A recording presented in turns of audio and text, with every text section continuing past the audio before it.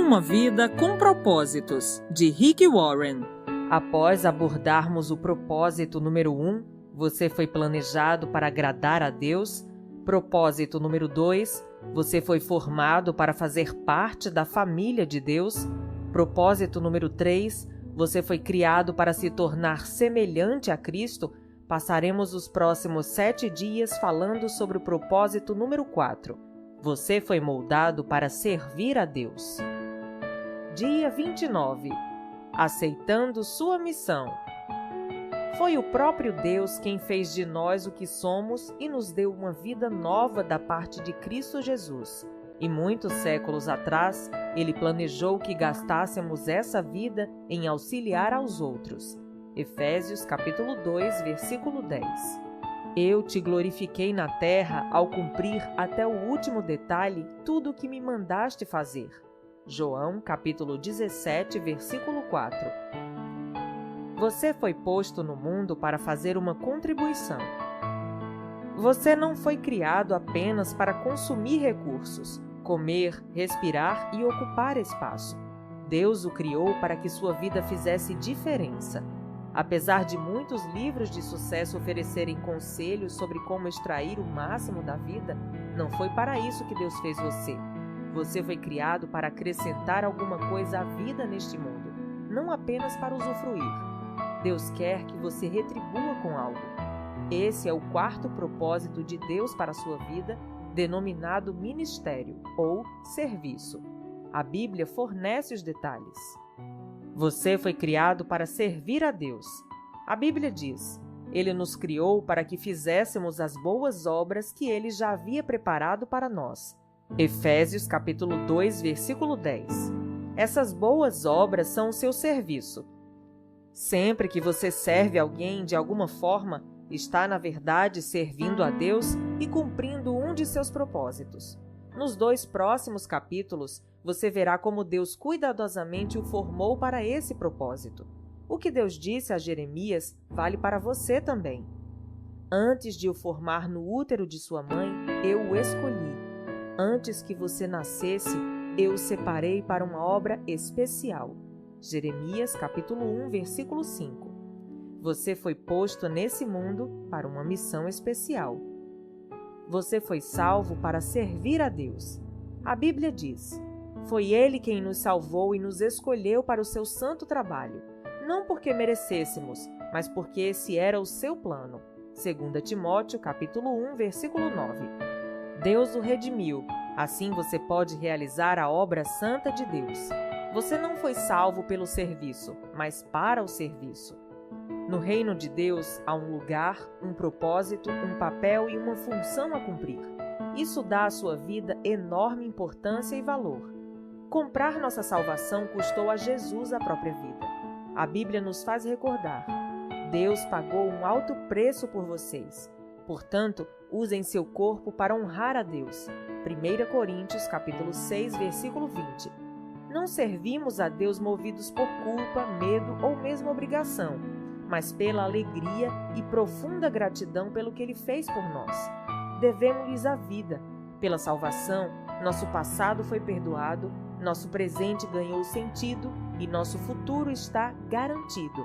À luz dessas incríveis vantagens, Paulo conclui: Por causa da grande misericórdia divina, peço que vocês se ofereçam completamente a Deus como um sacrifício vivo, dedicado ao seu serviço.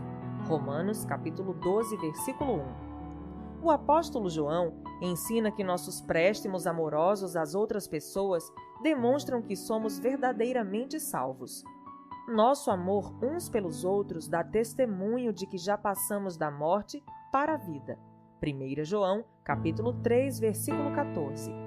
Se não sinto amor pelos outros nem desejo de ajudar as pessoas e me preocupo somente com minhas necessidades, devo questionar se Cristo está realmente em minha vida. O coração salvo deseja servir. Outro termo relativo a servir a Deus e mal compreendido pela maioria das pessoas é ministério. Quando a maioria das pessoas escuta a palavra ministério, pensa logo em pastores, padres e outros clérigos. Mas Deus diz que cada membro de sua família é um ministro. Na Bíblia, as palavras servo e ministro são sinônimas, assim como serviço e ministério. Se você é cristão, então é um ministro, e quando está servindo, está ministrando. Quando a sogra de Pedro foi curada por Jesus, ela imediatamente se levantou e começou a servi-lo, usando o novo dom da saúde. Isso está em Mateus, capítulo 8, versículo 15. É exatamente isso que devemos fazer. Somos curados para ajudar outros. Somos abençoados para ser uma bênção. Somos salvos para servir, mas não para ficar sentados esperando pelo céu. Você nunca se perguntou por que Deus não nos leva para o céu imediatamente após aceitarmos sua graça? Por que nos deixa em um mundo decadente? Ele nos deixa aqui para que cumpramos os propósitos dele. Depois que você é salvo, o Senhor tenta usá-lo para cumprir os objetivos que ele traçou. Deus tem para você um ministério na igreja e uma missão no mundo. Você é chamado para servir a Deus. Enquanto cresce, você deve pensar que ser chamado por Deus é algo que somente missionários, pastores, freiras e outros trabalhadores ou obreiros de tempo integral experimentam. Mas a Bíblia diz que todo cristão é chamado para servir. Veja Efésios capítulo 4, versículos de 4 a 14, Romanos capítulo 1, versículos 6 e 7 e Romanos capítulo 8, versículos 28 a 30, 1 Coríntios capítulo 1, versículos 2, 9 e 26 e 1 Coríntios capítulo 7, versículo 17, Filipenses capítulo 3, versículo 14, 1 Pedro capítulo 2, versículo 9 e 2 Pedro capítulo 1, versículo 3. O chamado para a salvação inclui o chamado para servir. Ambos são o mesmo chamado. Independentemente de seu trabalho ou carreira, você é chamado para ser um cristão servindo em tempo integral. Um cristão não servo é uma contradição. A Bíblia diz: Deus nos salvou e nos chamou para sermos o seu povo. Não foi por causa do que temos feito, mas porque este era o seu plano e por causa da sua graça. 2 Timóteo, capítulo 1, versículo 9. Pedro acrescenta: Vocês foram escolhidos para falar acerca das excelentes qualidades de Deus que os chamou. 1 Pedro, capítulo 2, versículo 9. Sempre que faz uso das habilidades que Deus lhe concedeu para ajudar os outros, você está cumprindo seu chamado. A Bíblia diz: Vocês agora pertencem a Ele para viver uma vida útil no serviço de Deus. Romanos, capítulo 7, versículo 4. Quanto de seu tempo vem sendo utilizado no serviço de Deus? Em algumas igrejas da China, dão-se as boas-vindas aos novos convertidos, dizendo: Jesus agora tem um novo par de olhos para ver, de ouvidos para escutar, de mãos para ajudar e um novo coração para amar os outros. Uma razão pela qual você precisa estar vinculado a uma igreja é o cumprimento de seu chamado para servir outros fiéis de maneira prática. A Bíblia diz: Todos vocês, reunidos, são corpo de Cristo, e cada um de vocês é um membro separado e necessário desse corpo. 1 Coríntios, capítulo 12, versículo 27. Seu serviço é desesperadamente necessário no corpo de Cristo. Basta perguntar em qualquer igreja local. Cada um de nós tem um papel a desempenhar e cada função é importante. Não existe serviço pequeno para Deus. Todos são importantes. De igual modo, não existem ministérios insignificantes na igreja. Alguns são visíveis e outros são desempenhados nos bastidores, mas todos são importantes.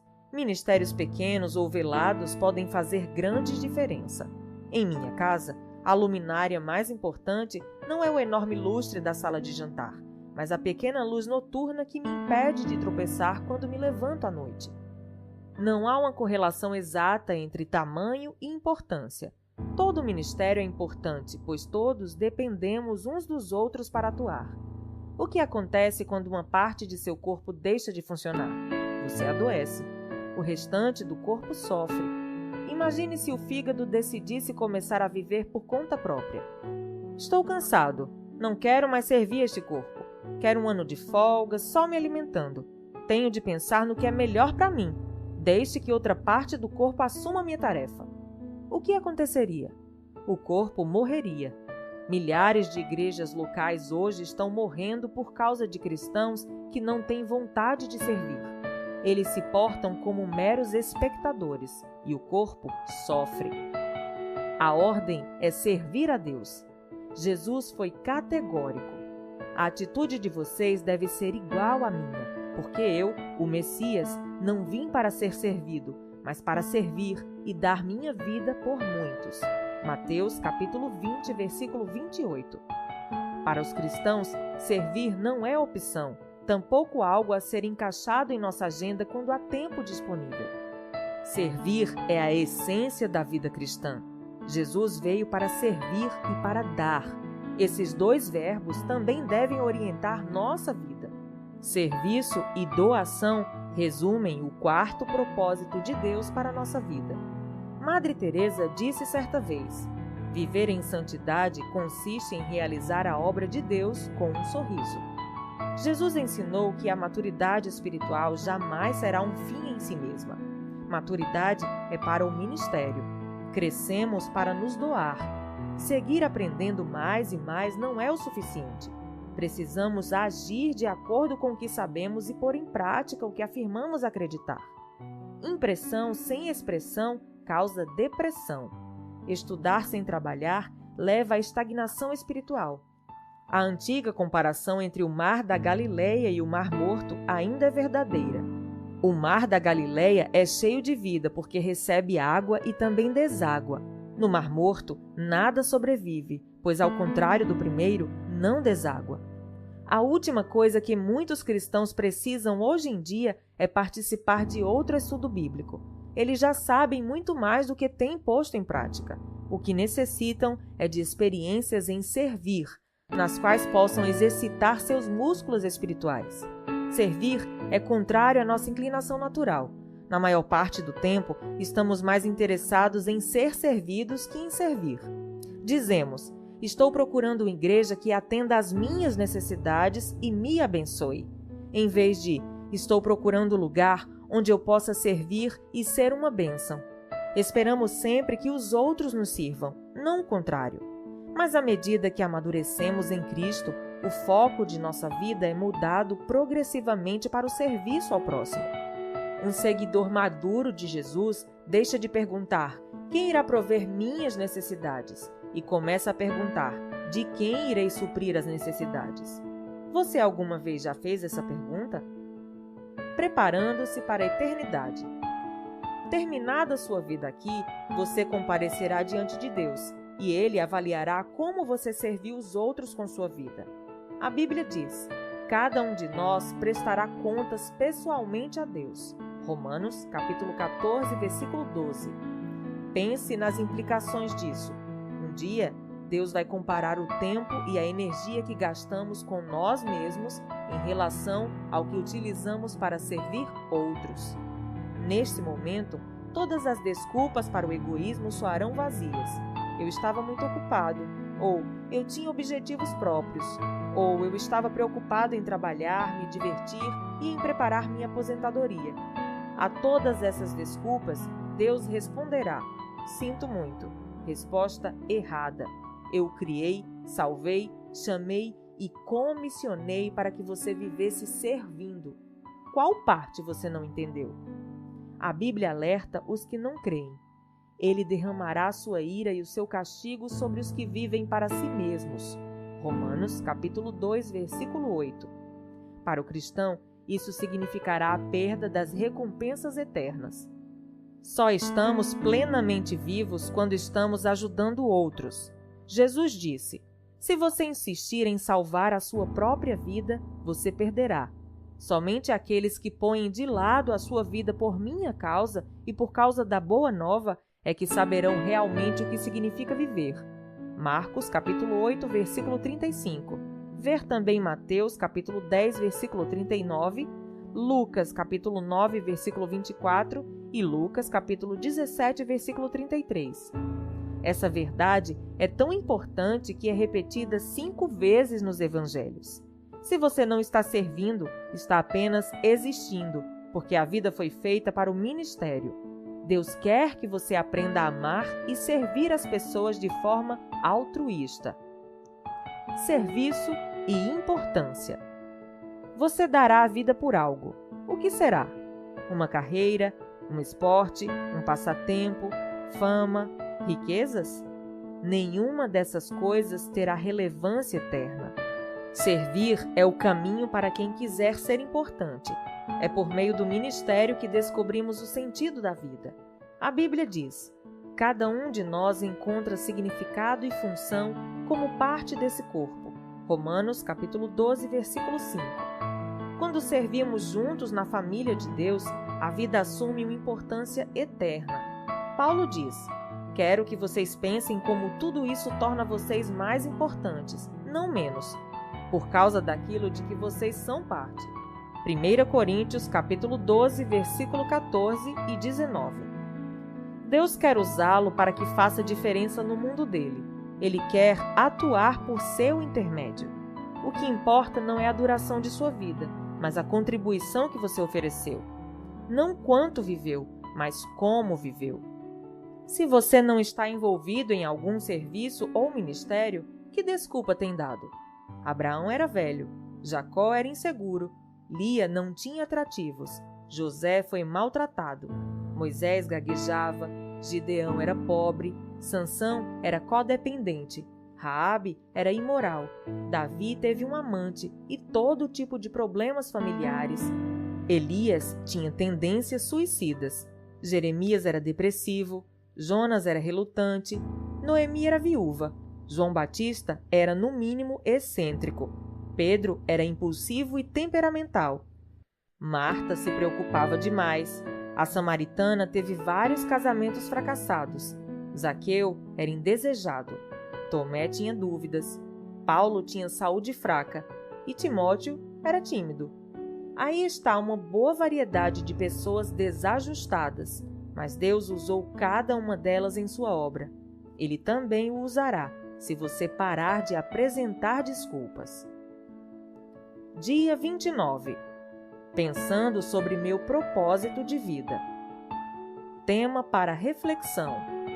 Servir não é uma opção. Versículo para memorizar.